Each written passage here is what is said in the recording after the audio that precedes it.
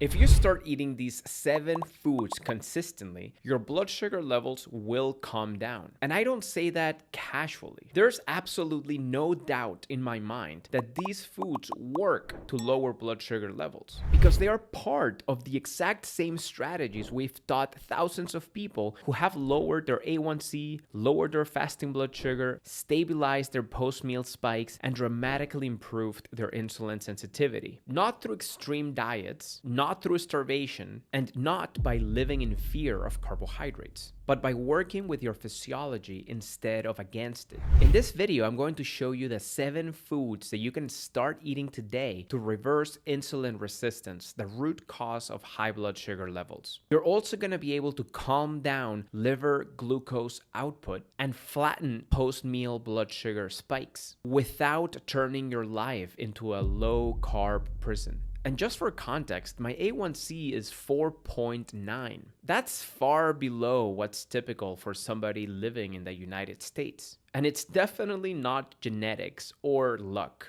It's because I live by the principles that improve insulin sensitivity that I'm going to teach you today. Now, let's get right into the foods. But I need you to remember this. None of these foods are magic. They all work because they push your biology in the same direction. Less insulin resistance, less liver fat, better glucose uptake by your muscles. All right, let's get started. Number 1, fenugreek seeds. Fenugreek is one of those foods that has been hiding in plain sight for centuries. Most people see it as just a spice, but metabolically speaking, it behaves more like a therapeutic agent. So what makes fenugreek so powerful? It works through 2 primary mechanisms. First, fenugreek contains a rare amino acid called 4-hydroxyisoleucine. This compound helps stimulate insulin release from the pancreatic beta cells. But here's the key. It does so in a glucose-dependent manner. That means that insulin secretion only increases when blood sugar is elevated. So not randomly. Your insulin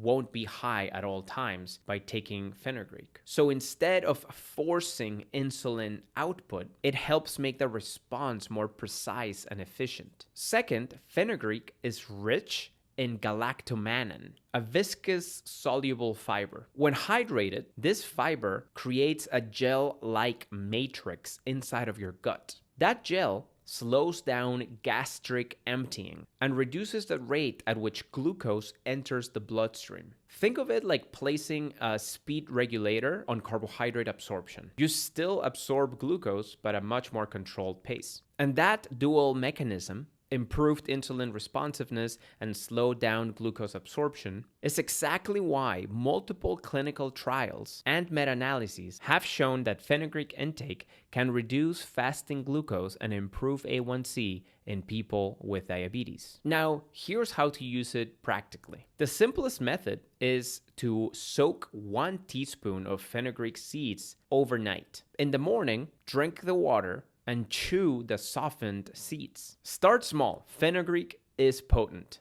both in benefit and gastrointestinal impact. So gradually increase if tolerated. And this is important. If you are on glucose-lowering medications, adding something that enhances insulin response can amplify the effect. That combination may require monitoring and medical supervision. But used strategically and consistently, fenugreek is way more than just a spice. It's a metabolic tool. Number 2, cinnamon with the sprinkle strategy. Cinnamon is not a cure, but metabolically, it's one of the simplest tools that you can layer into your day to reduce post-meal blood sugar volatility.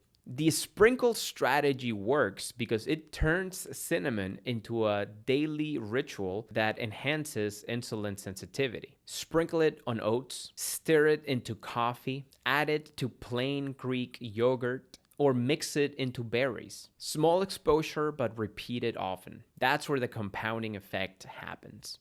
So what's going on physiologically here? Cinnamon contains bioactive compounds, particularly cinnamaldehyde, and polyphenols, of course, that appear to enhance insulin receptor signaling. In simple terms, it helps your cells respond more effectively when insulin binds to them. Cinnamon also appears to slow down gastric emptying and modestly inhibit enzymes that are involved in carbohydrate digestion. That means that glucose enters the bloodstream at a much more controlled pace, reducing that sharp spike that drives metabolic stress and insulin demand. This is why multiple randomized controlled trials and meta-analyses have shown cinnamon's power to lower fasting blood sugar and A1C levels. Now, the improvements are not dramatic, but they are consistent, and consistency matters here. If you're using cinnamon daily, make sure to use Ceylon cinnamon more often than cassia, as cassia contains higher levels of coumarin, which can accumulate at higher intakes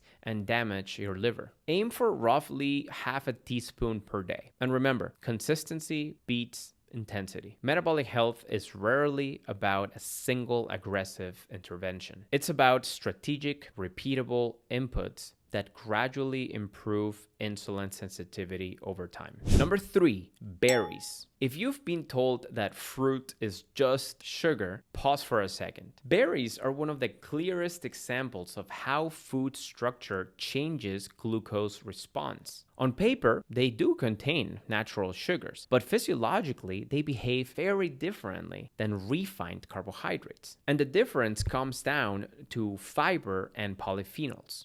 Berries are rich in soluble fiber, which slows down the rate at which glucose enters the bloodstream. But beyond fiber, they also contain polyphenols, such as anthocyanins, that have been shown repeatedly to influence glucose metabolism at a cellular level. These compounds may improve insulin sensitivity and reduce oxidative stress, both of which are central drivers of insulin resistance. So instead of creating a sharp glucose surge, berries often produce a more moderated response, especially when eaten strategically. That's why berries are one of my favorite solutions when cravings hit. You get the sweetness, you get the satisfaction, but you also get fiber, micronutrients, and metabolic support. Pair them with something that further slows down glucose absorption and enhances insulin response. Berries and chia pudding, berries and plain yogurt, berries and oats, or berries after a high fiber meal. Number 4, leafy greens, or what I call the glucose speed bump.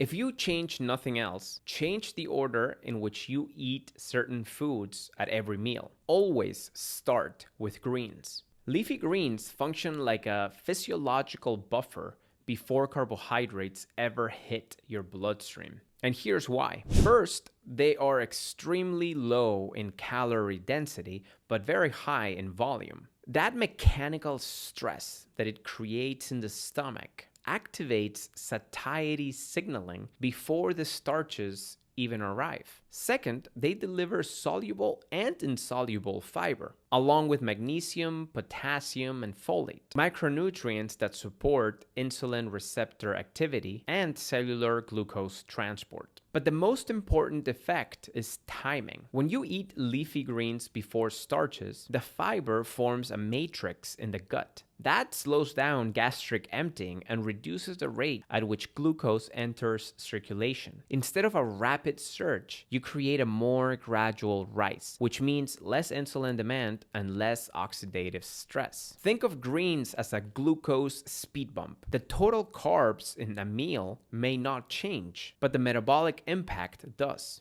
Multiple controlled trials on food order consistently show that consuming fiber and vegetables before carbohydrates reduces post-meal glucose excursions compared to eating carbs first. And this is one of the simplest ways to make your meals more forgiving without eliminating the foods that you enjoy. Do not overcomplicate this. A large bowl of leafy greens with a vinegar-based dressing before your largest meal does the trick. Simple, repeatable, and effective. And over time, those smaller post-meal blood sugar elevations compound into better fasting blood sugar levels and improved insulin sensitivity. Number 5, apple cider vinegar. The active component in vinegar is known as acetic acid, and it has measurable effects in post-meal blood sugar dynamics. Multiple human studies have examined vinegar or acetic acid ingestion before meals and found reductions in postprandial glucose levels,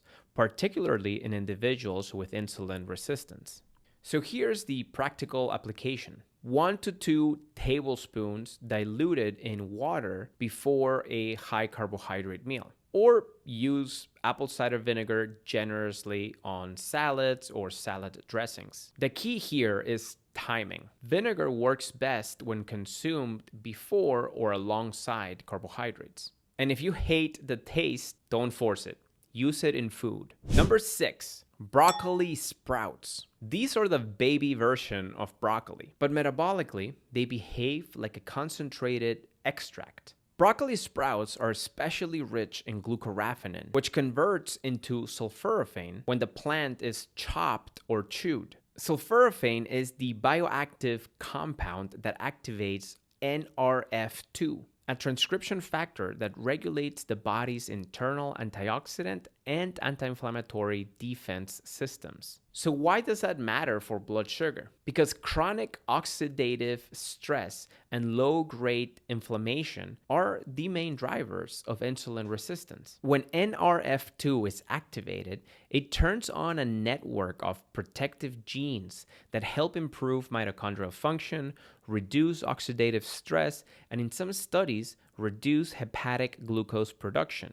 In fact, human trials using broccoli sprout extracts have examined changes in insulin resistance markers and glycemic control in individuals with type 2 diabetes. Here's what makes sprouts unique. They contain significantly higher concentrations of sulforaphane precursors than mature broccoli. So a small amount goes a long way. Toss it into salads, add it into sandwiches or wraps, or blend a small handful into a smoothie. But this is critical. Sulforaphane has a short half-life. That means that consistency matters more than occasional high doses. So don't eat it just once a month. Eat it multiple times per week. Repeated activation of your body's protective systems is what creates metabolic impact over time. And number 7, berberine, a plant compound worth understanding. I saved this one for last intentionally. And berberine is also one of the most extensively studied compounds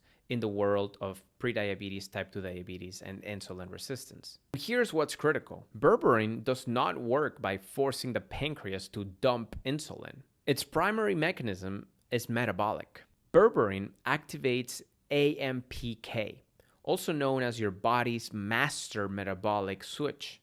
AMPK activation basically signals your cells to start taking more glucose from the bloodstream, to improve mitochondrial efficiency and reduce excess glucose production by the liver. In other words, it helps your body use glucose more efficiently, rather than just pushing out more insulin. This is why multiple randomized controlled trials have shown berberine's effects on fasting glucose, A1C, triglycerides, and markers of insulin resistance. So here's how to use it correctly. 600 milligrams in the morning and 600 milligrams in the evening.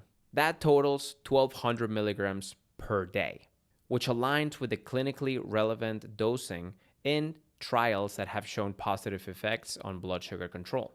We often pair it with magnesium glycinate at night because sleep quality and insulin sensitivity are tightly linked.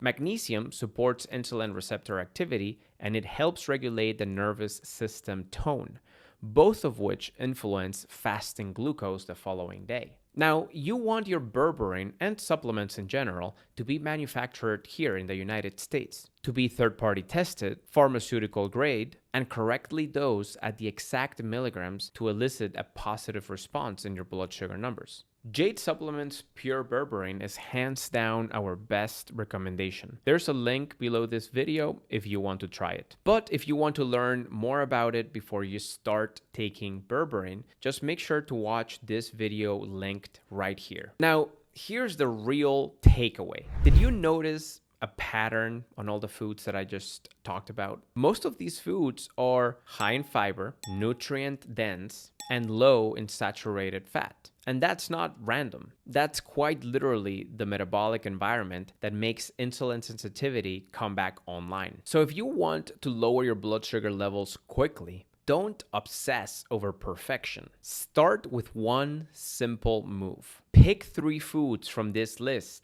and make them daily staples for the next 7 days. Then watch what happens to your fasting blood sugar levels, your post-meal spikes, and your sugar cravings. And if you're thinking, this sounds complicated, I don't know how to turn this into real meals, I've got you covered. Don't worry. Comment guide below and we'll send you meal plans that have been designed to reverse insulin resistance and increase insulin sensitivity so you can finally reverse the root cause of the problem and lower your blood sugar levels. If this video helped you out, please give it a like, subscribe to our channel if you haven't done so already, and share it with somebody who might need the help. I'll see you in the next video. Take care.